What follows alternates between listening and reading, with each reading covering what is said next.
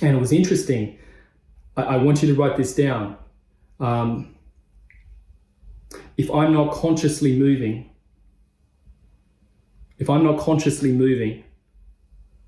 life will make me move. So you might be sitting here because, you know, the kind of theme of this talk, as Jeff said before, or Kate mentioned as well, was, you know, thriving in uncertain times, thriving through uncertainty, because that's what I want to support you do.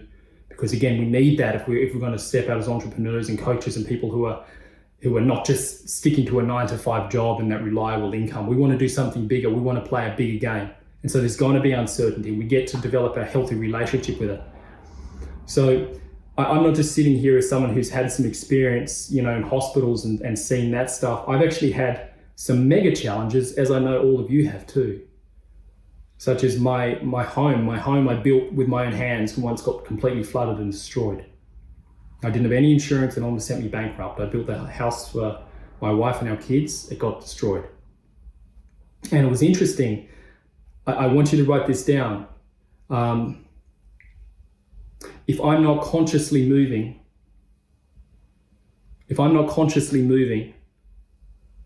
life will make me move.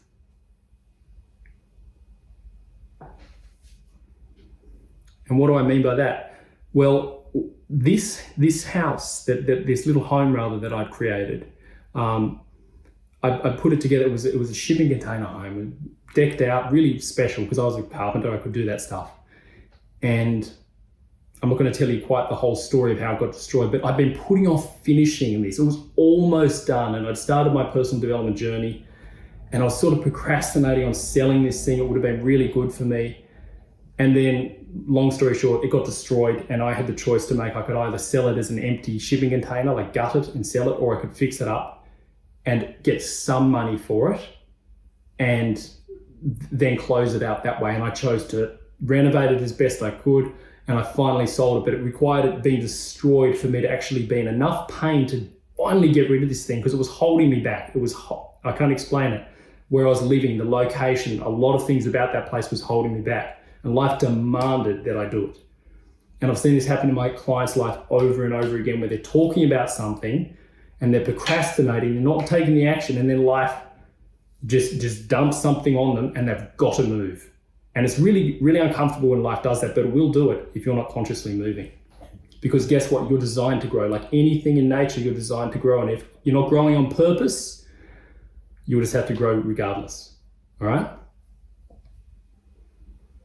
So if you don't grow on purpose, life will just demand you grow, because that's what you're here to do, like anything in nature. And then after the shipping container side of things, I started growing. I started taking all this action, and I was working with mentors. My vision was expanding. And then our third baby was born. And the day our third baby was born, I picked up our 2 other kids to bring them into the hospital to meet her.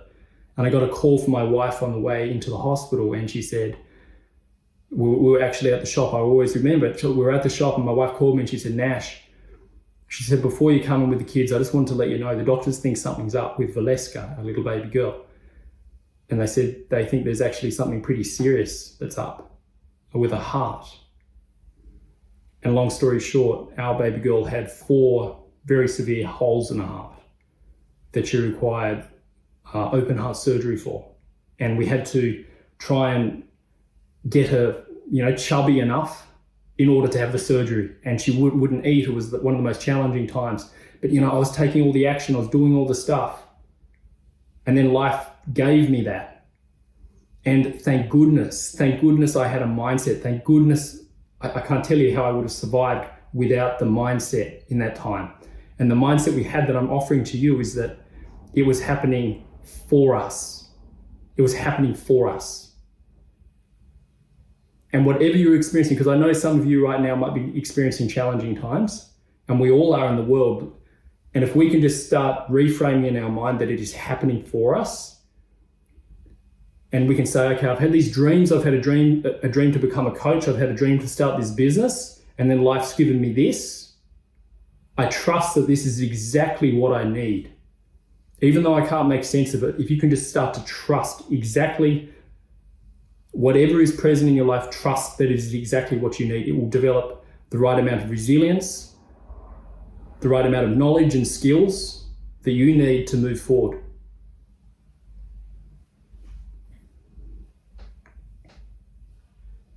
So in that time, my wife and I, because of all the personal development, and thank God for it, we chose to actually dig deeper.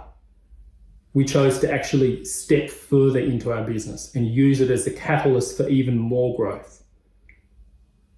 So I was still working in carpentry up until that point, and I used that as an opportunity to completely step away from carpentry because I had this time off. And I was like, I'm just going to find a way. So I was in the hospital foyer, like when she was, up in theatre, I was there like organizing guests on my podcast and just doing stuff, even though I just wanted to crumble, but I chose to use it. And this is what I'm offering to all of you. Some of you are experiencing massively challenging times right now. And if you can use those for more growth, those challenges all of a sudden become a massive blessing because they are stirring a certain amount of energy that wouldn't be there if those challenges weren't there. They just stir stuff up. So here's some things I want you to all remember. I want you to write these down to connect with. And these might be a little bit deep for some people, but I know you're all amazing and you're all going to take it in. So nothing in nature is created without a purpose.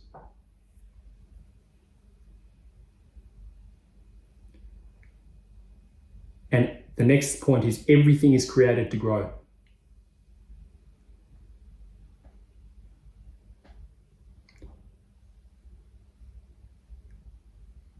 And then the last part is challenge and uncertainty are part of life. Sometimes when my clients come to me, they're like, Nash, I've got all these challenges, I've got all this stuff, like I'm just not sure what to do. And they're judging that and they think something's wrong because they're comparing themselves to someone they see on Instagram or something like that who seem to have it all figured out. And no one does.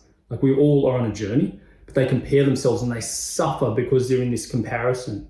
And they're judging the challenges they have, not seeing the challenges as opportunities to grow.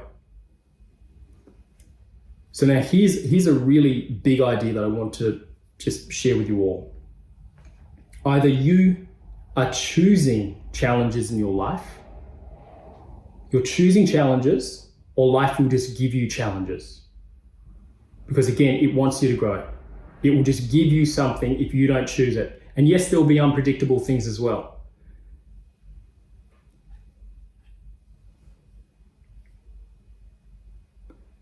And for all of you, because I care about you so much, you've made the effort to come here to this presentation. Here are some things you can do to develop more relentlessness and therefore thrive in uncertain times. Number one, stop chasing ease. Stop chasing ease in your life. We live in a society, one of my old mentors used to call it a microwave society, where we want things so instantly and we want so much comfort, and when things get a little bit uncomfortable, we run. One of the biggest traps you will fall into is chasing ease.